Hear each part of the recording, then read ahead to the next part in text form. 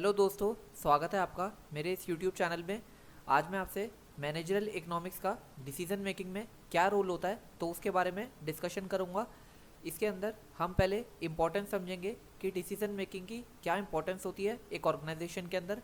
Then उसके बाद मैं आपको मैनेजरल इकोनॉमिक्स का रोल बताऊंगा कि वो डिसीजन मेकिंग में क्या रोल प्ले करता है। चलिए बिना किसी देरी के वीडियो को शुरू करते हैं।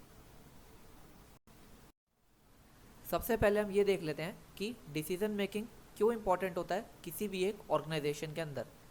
सो decision making is a critical function for managers in an organisation because it determines the direction and success of the business.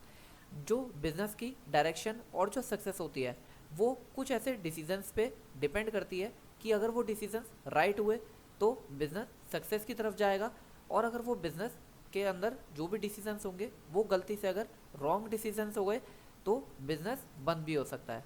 So decision making जो मैनेजर होता है ऑर्गेनाइजेशन के अंदर वो डेली बेसिस पे कोई ना कोई डिसीजन लेता है, वो चाहे शॉर्ट टर्म डिसीजन हो या फिर लॉन्ग टर्म डिसीजन हो।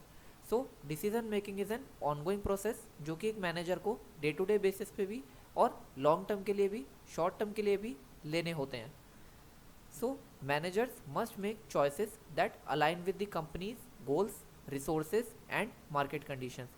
So market conditions को देखकर, जो कंपनी के resources हैं उनको देखकर, कंपनी के goals और objectives को देखकर मैनेजर्स को डिसीजन लेने होते हैं जिससे कि कंपनी अपने ऑब्जेक्टिव्स को अचीव करती है और ज़्यादा से ज़्यादा प्रॉफिट अर्न करती है। So good decision making can lead to increase profit, cost saving and competitive advantage. तो जैसा मैंने आपको बताया कि अगर डिसीजंस गलत हो जाते हैं तो बिजनेसेस को लॉस भी होते हैं और कुछ बिजनेसेस बंद भी हो जाते हैं। बट अगर बिजनेसेस के अंदर जो मैनेजर्स रहते हैं वो अगर राइट डिसीजंस लेते हैं तो उससे प्रॉफिट्स भी इंक्रीज होते हैं बिजनेस के, कॉस्ट भी कम होती है और एक कॉम्पिटिटिव एडवांटेज भी मिलता है।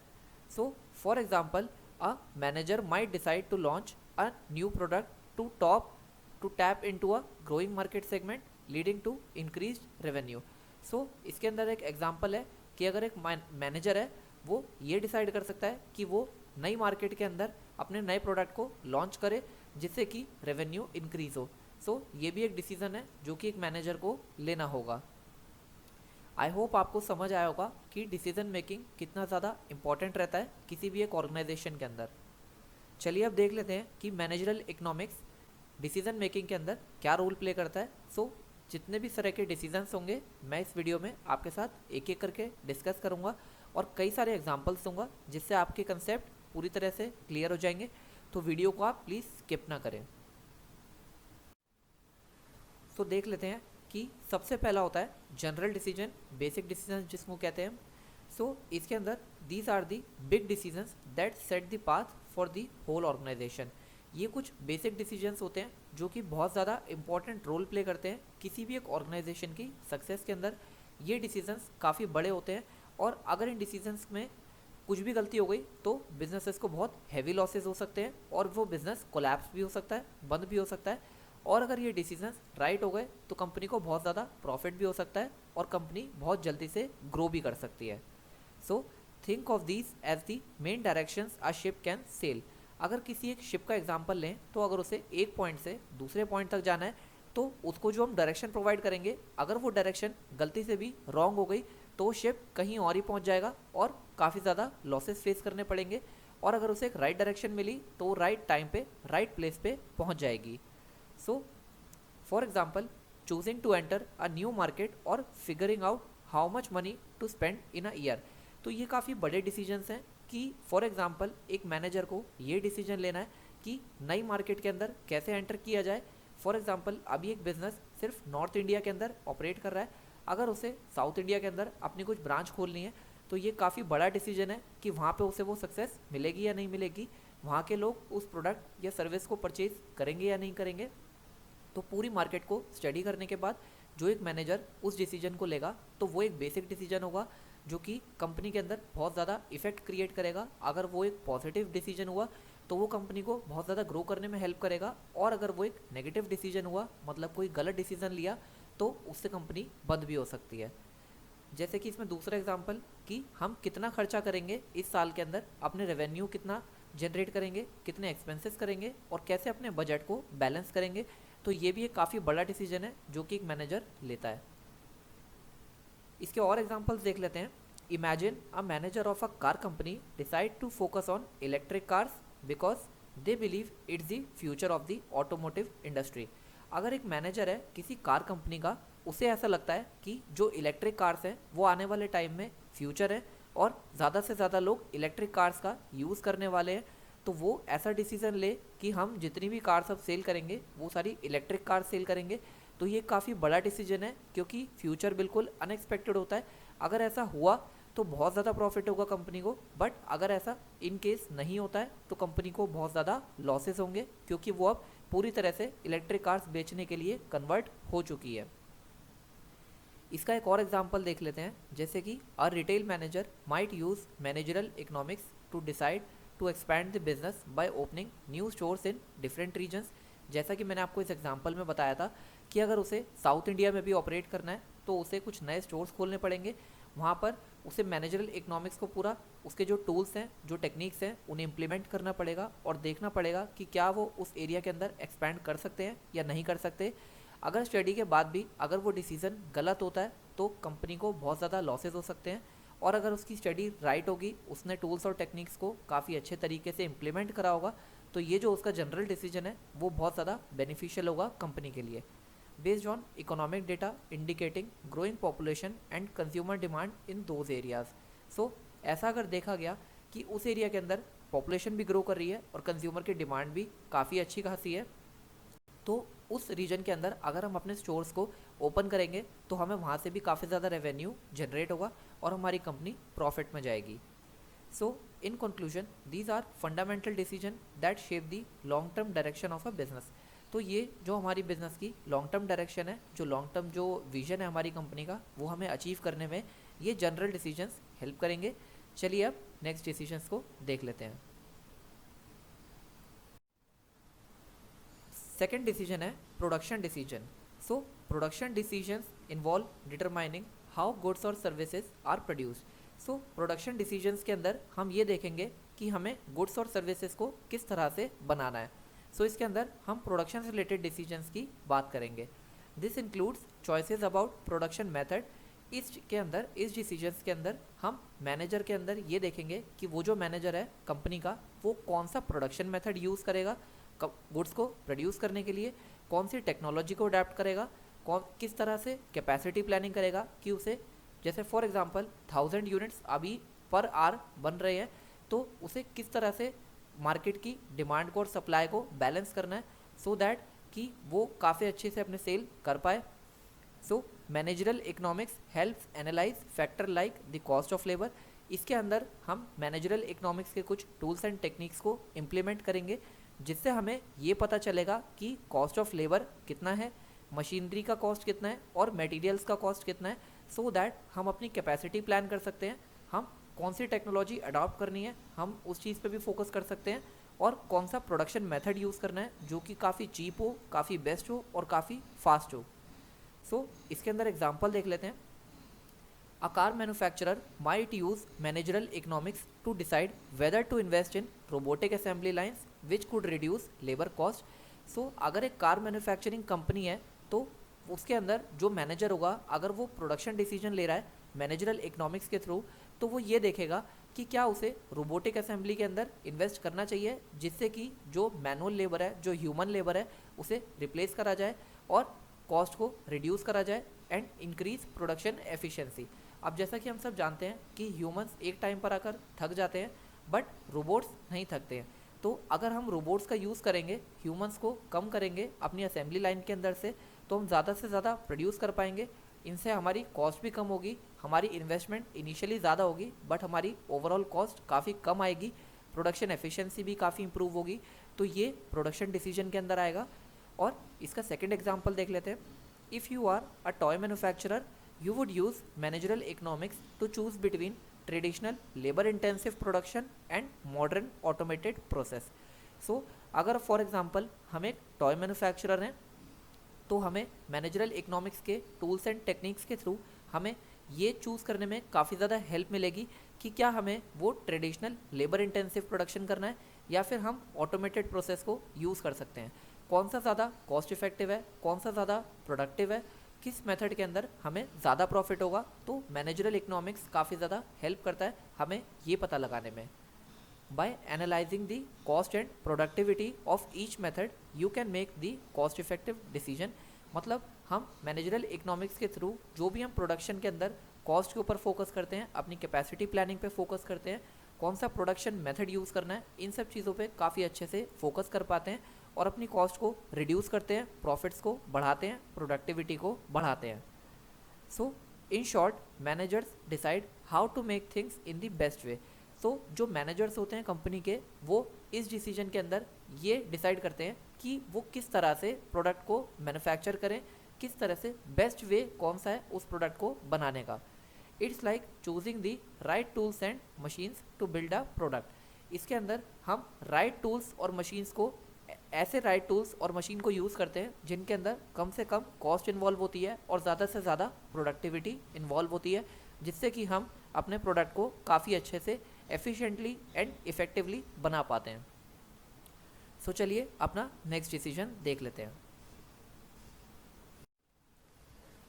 थर्ड डिसीजन है inventory decision. So inventory decisions are crucial to balancing product availability and cost.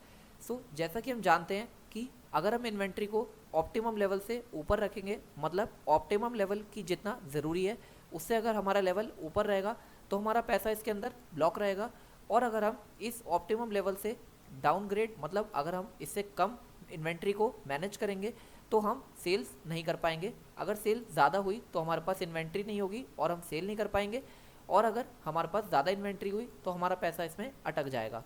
सो हमें इस चीज़ के अंदर मैनेजरल इकोनॉमिक्स को स्टडी करके हमें ऑप्टिमम इन्वेंट्री लेवल, जो कि रिक्वायर्ड इन्वेंट्री लेवल है, हमें उसे मेंटेन करने में काफ़ी ज़्यादा हेल्प मिलती है। फॉर एग्जांपल, अगर हमारा इन्वेंट्री लेवल अभी ऑप्टिमम है और अगर वो सेल्स होने की वजह से कम हो गया है, तो हमें मैनेजरल इकोनॉमिक्स के थ्रू ये पता लगता है कि हमें कौन से पॉइंट पर आकर अपनी क्वांटिटी को रीऑर्डर करना है और दोबारा से अपनी इन्वेंट्री को ऑप्टिमम लेवल पर लेकर जाना है। And the size of order, कि हमें कितना बड़ा ऑर्डर देना है, हमें कितनी क्वांटिटी का ऑर्डर देना है, जिससे कि हमारा जो इन्वेंट्री लेवल है वो ऑप्टिमम लेवल पर आ जाए, ना ही ज़्यादा जाए ना ही उससे कम जाए। So a retail store manager, for example, might use these principles to decide when and how much inventory to reorder. अब जो मैनेजरल इकोनॉमिक्स है उससे हमें, उसके टूल्स एंड टेक्निक्स से हमें ये हेल्प मिलती है कि हम ऑप्टिमम इन्वेंट्री लेवल का पता लगा पाते हैं। फॉर एग्जांपल, अगर हमारा इन्वेंट्री लेवल ऑप्टिमम लेवल से नीचे है तो हमें ये पता लगता है कि हमें कितना ऑर्डर करना है जिससे कि वो ऑप्टिमम लेवल तक पहुंच जाए। And to meet customer demand without over stocking, ना हमारा ओवर स्टॉकिंग हो ना हमारा अंडर स्टॉकिंग हो, क्योंकि अगर ओवर स्टॉकिंग होगा तो हमारा कैपिटल इसके अंदर फंस जाएगा, और अगर अंडर स्टॉकिंग होगा तो हम सेल्स परफॉर्म नहीं कर पाएंगे, हम डिमांड को मीट नहीं कर पाएंगे। So for example, a clothing store manager uses data and economic analysis to decide how many winter coats to stock before the cold season arrive। तो जो क्लोथिंग स्टोर मैनेजर होगा वो मैनेजरल इकोनॉमिक्स के tools and techniques को use करके ये पता लगा सकता है कि उसे कितने विंटर कोट्स स्टॉक करके रखने हैं कोल्ड सीजन आने से पहले। So in short, managing inventory is a bit like grocery shopping. जैसे कि हम ग्रॉसरी शॉपिंग करते हैं, अगर हम ज़्यादा खरीद लेते हैं तो हमारे पैसे ज़्यादा खर्च हो जाते हैं, और अगर कम खरीदते हैं तो हम सेल ज़्यादा नहीं कर पाते। सो मैनेजरल इकोनॉमिक्स के अंदर हम बैलेंस फाइंड आउट करने की कोशिश करते हैं। सो चलिए इसके बाद अब अपना नेक्स्ट डिसीजंस देख लेते हैं। नेक्स्ट है cost decisions. So cost decisions involve finding ways to control and reduce expense.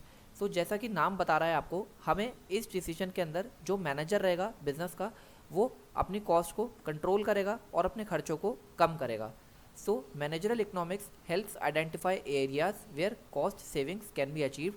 सो जो मैनेजरल इकोनॉमिक्स के टूल्स एंड टेक्निक्स हैं उनकी हेल्प से हमें ये पता चलेगा कि कहाँ हम अपनी कॉस्ट को सेव कर सकते हैं, और विदाउट कॉम्प्रोमाइजिंग क्वालिटी और एफिशिएंसी, कि हम अपनी क्वालिटी को भी डाउनग्रेड ना करें और हमारी कॉस्ट भी कम हो जाए और हम एफिशिएंटली प्रोडक्ट्स को बना पाएँ।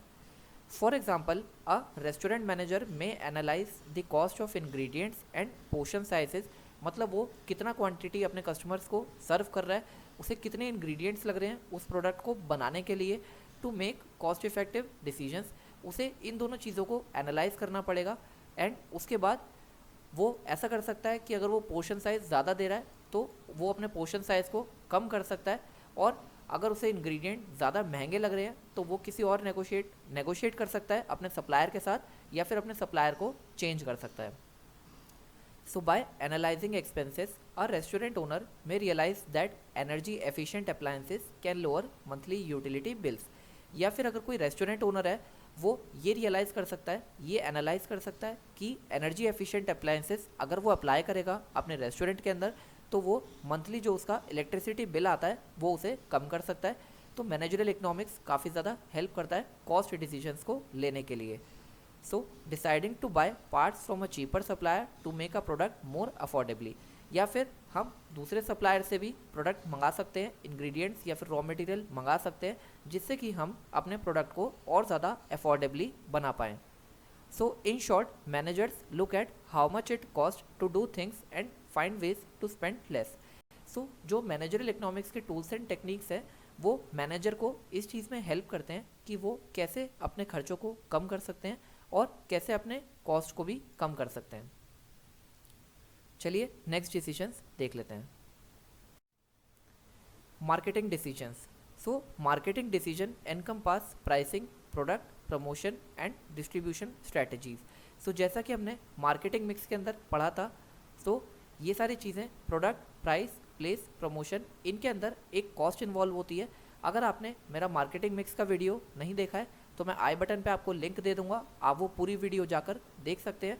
सो चलिए इस वीडियो की बात करते हैं। सो मार्केटिंग के अंदर जैसा कि हमने देखा कि ये सारे पीस किसी ना किसी कॉस्ट को इन्वॉल्व करते हैं। सो जो मैनेजरल इकोनॉमिक्स होता है वो गाइड करता है बिजनेस को कि हम अपने प्रोडक्ट का प्राइस राइट सेट कर सके जिससे कि हमें रेवेन्यू बहुत ज़्यादा मिले। It also helps in allocating marketing budgets effectively. अब जो भी हमें प्रोडक्ट का प्रमोशन करना है, एडवर्टीजमेंट करना है, तो उसके अंदर हमारे को कुछ कॉस्ट पे करना पड़ता है, तो हम अपने बजट्स को प्रॉपरली एलोकेट कर सकते हैं through managerial economics tools and techniques. So for example a manager of a software company may use managerial economics to analyse pricing strategies. अब वो प्राइसिंग स्ट्रैटेजीज को भी बिल्डअप कर सकता है अगर वो मैनेजरल इकोनॉमिक्स का यूज़ करता है तो।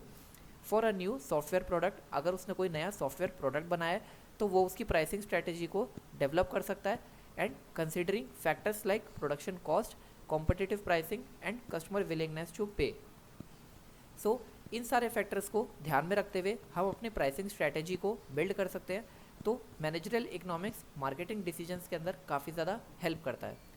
So if you are launching a new smartphone, you will use managerial economics to set a price that attracts customer and make a profit. So जैसा हमने मार्केटिंग डिसीजन में देखा, इसके अंदर हम प्रोडक्ट का प्राइसिंग भी करते हैं, प्रमोशन भी करते हैं और फिर डिस्ट्रीब्यूशन स्ट्रैटेजी भी बनाते हैं। तो अगर हम एक नया स्मार्टफोन फॉर एग्जांपल लॉन्च करते हैं तो मैनेजरल इकोनॉमिक्स काफ़ी ज़्यादा हेल्प करता है कि हम उसका प्राइस किस तरह से करें जिससे हमारे को ज़्यादा से ज़्यादा रेवेन्यू और प्रॉफिट हो और कस्टमर्स अट्रैक्ट हो और हम कम से कम खर्चे में उसका प्रमोशन और एडवर्टीजमेंट कर सकें। So this involves considering factors like production cost, जैसा मैंने आपको भी बताया था, कॉम्पिटिटर प्राइस, कॉम्पिटिटर के प्राइस को देखकर भी हम एनालाइज करके अपने प्रोडक्ट की प्राइसिंग कर सकते हैं। मार्केट के अंदर जो कस्टमर की डिमांड है उसके हिसाब से भी हम अपने प्रोडक्ट की प्राइसिंग और एडवर्टीजमेंट और डिस्ट्रीब्यूशन स्ट्रैटेजीज़ को प्लान कर सकते हैं। So in short managers use economics to figure out how much to charge for a product. कि मैनेजरल इकोनॉमिक्स हमें काफ़ी ज़्यादा हेल्प करता है कि हम कैसे अपने प्रोडक्ट की प्राइसिंग करें, वेयर टू एडवर्टाइज, कहाँ पर अपने प्रोडक्ट का एडवर्टीजमेंट करें जिससे कम से कम खर्चे में हम ज़्यादा से ज़्यादा लीड जनरेट कर पाएँ, and how to sell it, और किस तरह से अपने प्रोडक्ट तक अपने कस्टमर को अपने प्रोडक्ट तक पहुँचाएँ और अपने प्रोडक्ट को सेल करें। तो चलिए नेक्स्ट डिसीजन देख लेते हैं। नेक्स्ट है investment decision. So investment decision involve allocating resources to long term projects और एसेट्स। इन्हें हम कैपिटल बजटिंग भी कहते हैं।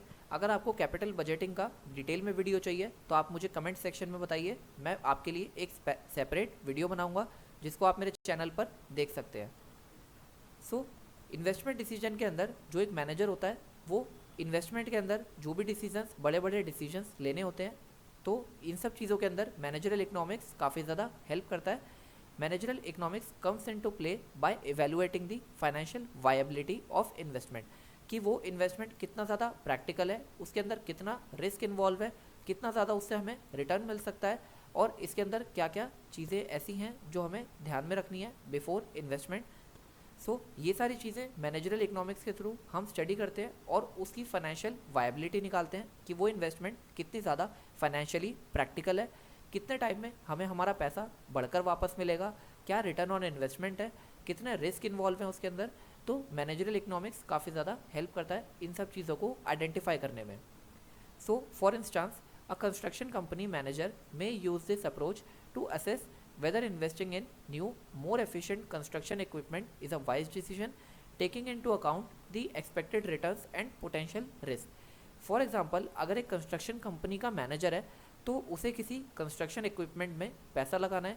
अब जैसा कि हम जानते हैं कि कंस्ट्रक्शन इक्विपमेंट बहुत महंगे आते हैं, इनके अंदर बहुत ज़्यादा पैसा लगता है और ये कंपनी की लॉन्ग टर्म इन्वेस्टमेंट होती है. तो एक मैनेजर को ये डिसाइड करना है कि अगर वो इस नई और मोर एफिशिएंट कंस्ट्रक्शन इक्विपमेंट में पैसा इन्वेस्ट करेगा तो क्या वो एक अच्छा डिसीजन है, और वो उसके रिटर्न्स भी देखेगा कि हमें उस इन्वेस्टमेंट को करने से कितना रिटर्न मिल सकता है, क्या क्या रिस्क उसके अंदर इन्वॉल्व है. तो ये सारी चीज़ें एक मैनेजर को देखनी होती हैं. सेकंड देख लेते हैं कि imagine you are a manager of a tech company deciding whether to invest in a new research project. तो इसके अंदर हम ये देखते हैं कि क्या हमें नए रिसर्च प्रोजेक्ट में पैसा लगाना चाहिए as a manager of tech company. So managerial economics helps you evaluate the potential return on investment.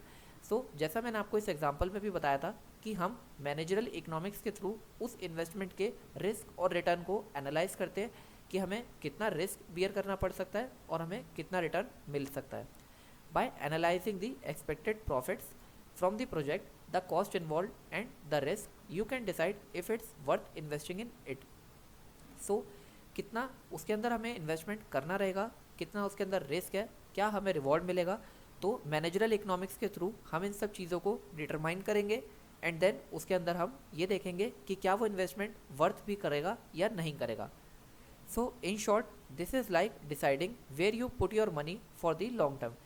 सो जैसे मैंने आपको बताया कि कैपिटल बजटिंग के अंदर हम अपनी लॉन्ग टर्म इन्वेस्टमेंट डिसीजंस लेते हैं बिजनेस के अंदर. तो इसके अंदर हम डिसाइड करेंगे कि कैसे हम अपने पैसे को लॉन्ग टर्म के लिए इन्वेस्ट करने वाले हैं. So managers use economics to see if it's worth it to spend money on things like new equipment और एक्सपैंडिंग द बिजनेस. अगर बिजनेस को एक्सपैंड करना है उसके लिए भी हमें काफ़ी बड़ा इन्वेस्टमेंट चाहिए होता है, ये भी कैपिटल बजटिंग का पार्ट होता है. और अगर हम किसी ऐसी मशीनरी में, लैंड में, किसी बड़ी इन्वेस्टमेंट के अंदर, किसी बड़े प्रोजेक्ट के अंदर पैसा इन्वेस्ट करते हैं तो उसके लिए भी हमें देखना होता है कि कितना रिस्क उसमें इन्वॉल्व है, तो कितना प्रॉफिट उसके अंदर हो सकता है हमें. तो मैनेजरल इकोनॉमिक्स इस चीज़ में हमारी काफ़ी ज़्यादा हेल्प करता है. चलिए नेक्स्ट डिसीजंस को देख लेते हैं. Personal decisions.